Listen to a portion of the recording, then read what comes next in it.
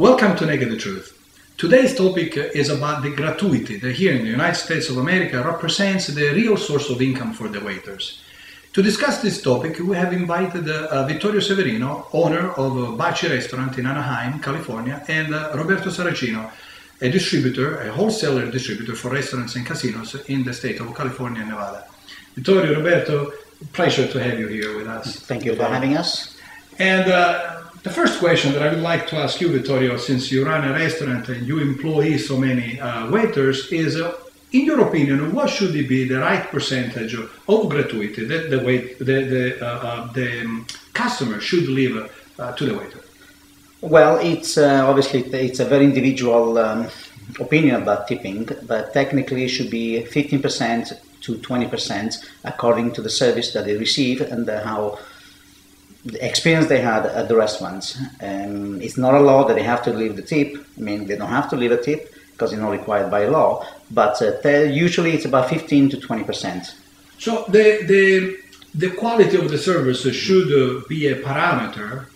You mentioned it's up to the customer, however, according to how the waiter performs. So the performance of the waiter seems to be a parameter, whether the customer should tip a little bit more or less? Definitely, yes. I mean, it's all according to what kind of service they receive, how attentive they were on the service and the food, and how good was the experience overall. That's obviously decides on the tip. But don't you think that if the parameter is just the quality of the service, we'll leave it up to the customer discretion to decide whether to tip or not, and he could use that as a leverage to walk away without paying the gratuity? Well, luckily in the United States, most people they do leave a tip because they know how the system works. They know that most waiters they make their money on tips, not exactly on the wage. Wage it's usually minimum wage and whatever tip they make. Yes, it is a customer discretion to leave the tip. Like I said, it's not a law to leave the tip, but it's always very appreciated when they leave 15 to 20%. It's obviously it's up to the customers. They don't have to leave too. Some people they do. They sometimes, rarely, in my experience, that someone hasn't tipped, but it can happen. And Roberto, I have a question for you. As a customer and as well as an entertainer, because you take your customers out for dinner, and sometimes you have a situation, I'm sure, where you take them to restaurants to where a bottle of wine could range between $80 and maybe a couple $100 for the bottle. Okay, do you think they would be appropriate to tip before or after the bottle? In other words, should you tip 20% on a $200 bottle of wine? That's a very good question, and applies to me in an awkward way because I don't drink alcohol. So it's very touchy for me to have to pay 20% or whatever gratuity on a bottle that I don't even enjoy. Having said that, generally speaking, I am accustomed to follow the American tradition and pay the 15-20%. However, it's getting it starts to build up the bill for lack of better terms, and I would prefer to see something else to be done to the system rather than having to tip 15 to 20%. And I'm going to come back to this with different questions, but I want to go back to Vittorio and say, Vittorio, a bottle of wine, you are a restaurateur, you have hired a lot of waiters before.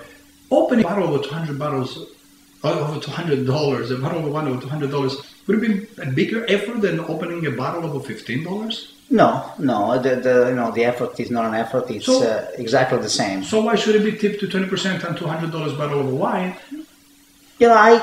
Maybe waiter's going to hate me to say this, but because obviously before being a restaurant owner, I was a waiter, and I think 10% is actually very fair to tip on a bottle of wine, especially when we go over a certain amount of money. I mean, a bottle of wine that costs over $70, $80, tipping 10% on a bottle of wine and 15% on the food, I think it's very fair. I understand the customers, $200 bottle of wine, leaving 15-20%, we talk another $30-$40, and it adds up at the end of the meal. And Roberto, you mentioned that you would like to see different options. And I want to, before I ask you the question, I do want to mention something that I think that not only the bottle of wine, but picture a very high-end restaurant where the bill is higher than a smaller end, something more lower end, let's put it that way, restaurant. But the waiter, however, does the same job. Supposedly, he's probably trained differently, but the job itself is just the same. I come to you, I take care of you as a customer, okay, and then I should be rewarded for that. Roberto, I think that this could be something that you were referred to maybe before while you were...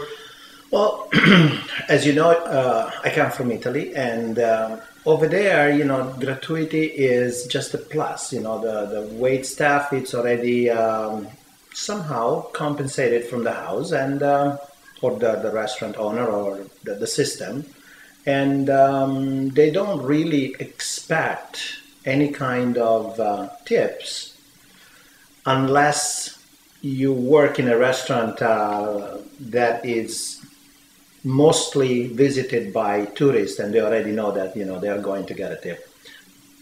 Example in Venice or places like that. Nevertheless, you still receive an excellent service, and because they are professional waiters, that's what they do for a living, and they want people to come back, and they all get employed and they all have a job. So ultimately, whose responsibility is it to provide this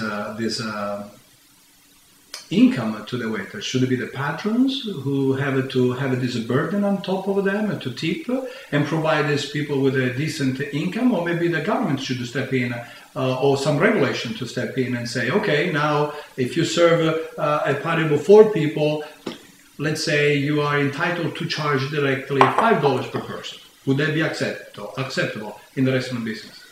Unfortunately, that's the system. That's the way we work into the system. Tips is a big part of an income of a waiter, no doubt about that. They usually get the minimum wage, like I said. Is it the owner's responsibility to compensate the waiter? It could be if the system would be different. If the owner of the restaurant compensates the waiter, things are going to change a little bit. There's going to be a cover charge, maybe like in a lot of different restaurants, so we can actually pay the waiters a little bit more. But then we have another problem. We go to another field.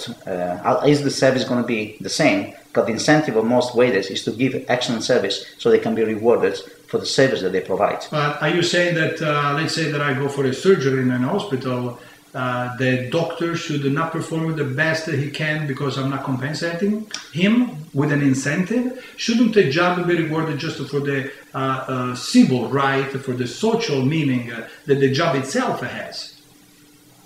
It's a good point. Doctors, though, don't get minimum wage.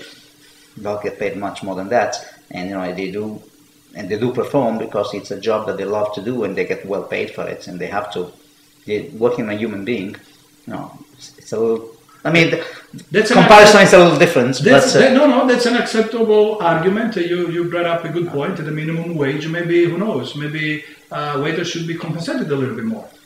It could be. Maybe it's a good valid point. But it's been going on for 100 years in the United States. It might change in the future, but at the moment we're trying to work with the system. Couldn't be a bad think there are amendments that we do to the constitutions. What's your opinion about that? It goes to now we address all sorts of services for that matter. You know, you take your car to the mechanic, you're going to tip the mechanic. You go to